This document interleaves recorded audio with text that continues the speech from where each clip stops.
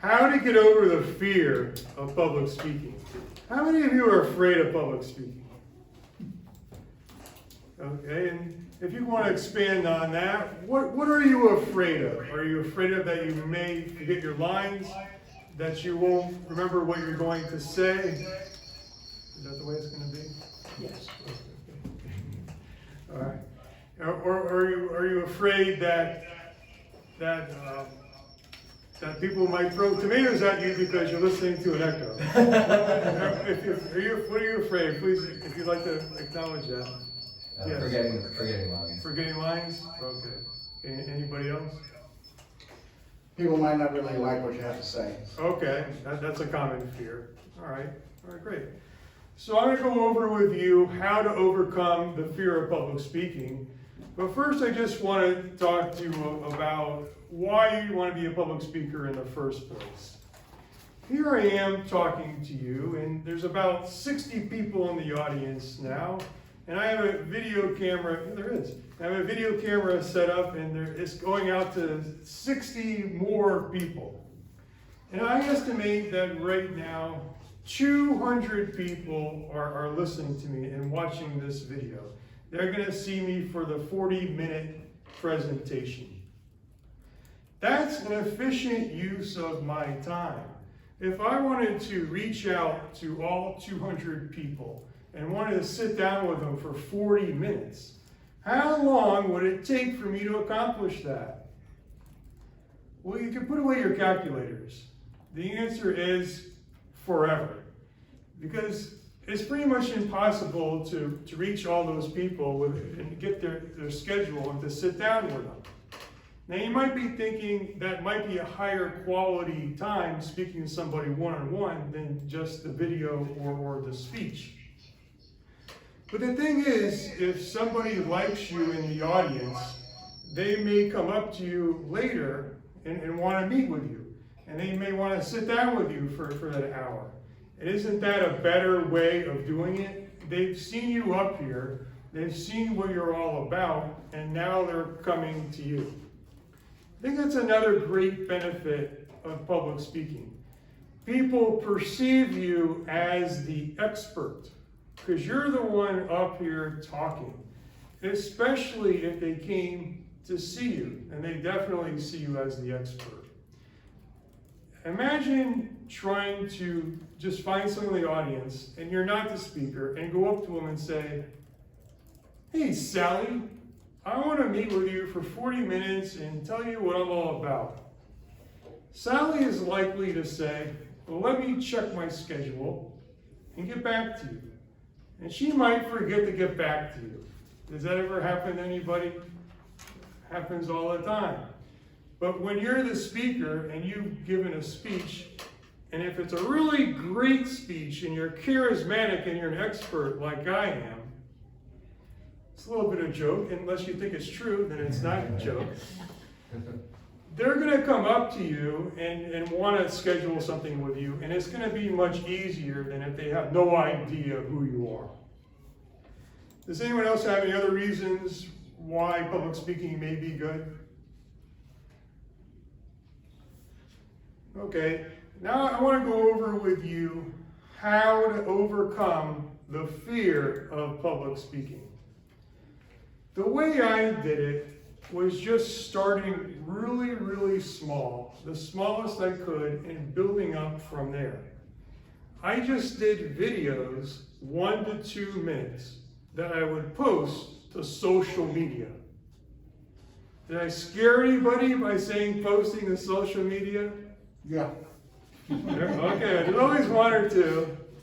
And that's okay. It is scary posting a video to social media. Maybe thousands of people would see it.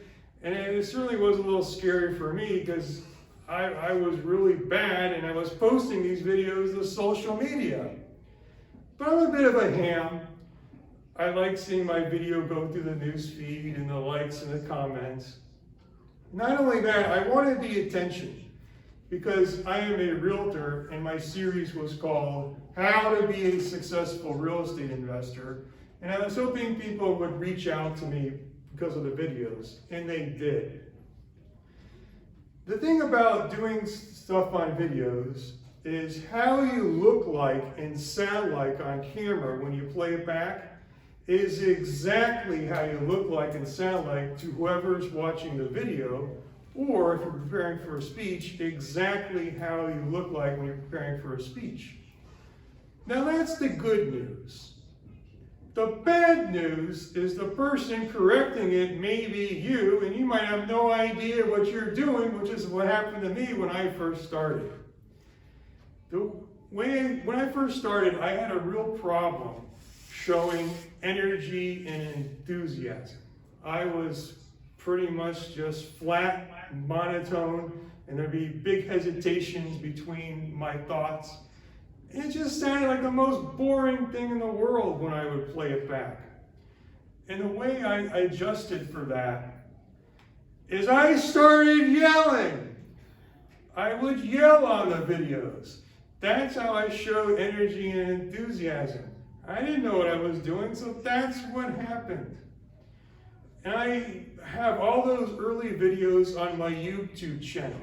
I even have a playlist there labeled Jason Silverstein Yelling, if you want to go back and watch them. If you watch those videos, you will see somebody who was really terrible and had huge anxiety and was really stiff to do public speaking. And this will benefit you for two ways. One, you may find it funny and you'll get a laugh out of it. That's always good. And secondly, if you go back and watch those videos and you see how bad I was when I first started, it will erase any excuse you might have for not doing public speaking yourself. Because you'll think, if that guy Jason was able to do it, what's my excuse? You have no excuse if I did that and you saw where I started from. That's what I did. And I did quite a few of those videos. And for whatever reason, they were quite popular. Maybe people just thought they were funny. I was so bad. I don't know why, but there were a lot of people who watched them. And I was just in the right place at the right time. And I got asked to speak at a large networking event in January 2019. A large networking event where everybody I pretty much knew was probably going to be there. All the people who were watching my videos, a lot of them were going to be there. People I knew who had never seen me speak before were going to be there. This was scary. I knew then that just practicing in front of a camera and self-evaluating was not going to be good enough. I needed to do something else. And that's when I decided to rejoin Toastmasters. I did that in October 2018. It was a Sarasota evening Toastmasters. And I got there, and my first speech was an icebreaker, where I just talk about myself. And I was yelling all the way through, because that was my habit of doing that. Luckily, that big event was a few months off, so I had a few months to prepare. And my speeches after that were all probably pretty bad, and all of them were, I was yelling. Then finally, one time I did a speech, and I had an experienced evaluator who didn't pull any punches. And he got up there in front of everybody and said, "Jason, you're yelling. Stop yelling." Now that was a little embarrassing, as you might imagine, but I got the message to stop yelling. And in Toastmasters, they corrected a lot of things that I was doing wrong. If you watch those early videos, I was like this, and I was just rocking back and forth. And then I made a big adjustment. I started going like this. And then I went like this. Maybe in a past life I did karate. I don't know why I was making those gestures, but through Toastmasters, they helped me to correct that and a lot of other things that I'm doing wrong, and they're still helping me today. from doing those speeches in Toastmasters, and I practiced that speech I was going to do at the networking event about 3 times in my home club, and then I visited another club to practice again. And from all that practice and from Toastmasters, I got to that networking event. And didn't say I knocked it out of the park, did great, because I was still an inexperienced speaker, but I did it. I did it despite all this noise around me, having outside, people walking right by me, and being in an environment that I wasn't used to. And I say it was big help was being in Toastmasters, me being able to do that. After that big speech, though, I knew that I definitely enjoyed public speaking. I have a goal of speaking for large audiences and have thousands of people watch my videos. So I kept on going to Toastmasters, got tremendous value out of it, and I decided, hey, I'm going to double down on this thing. And that's when I decided to join a second Toastmasters, and that was Sarasota Speakers Exchange.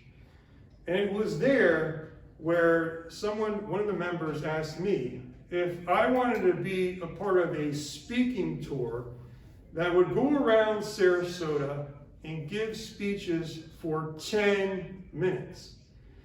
10 minutes.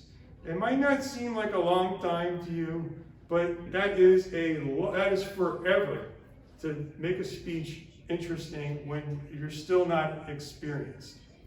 I wanted to get better, I agreed.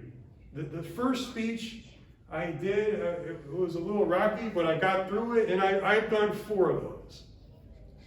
And after doing 4 of those 10-minute speeches, what I can tell you is the following.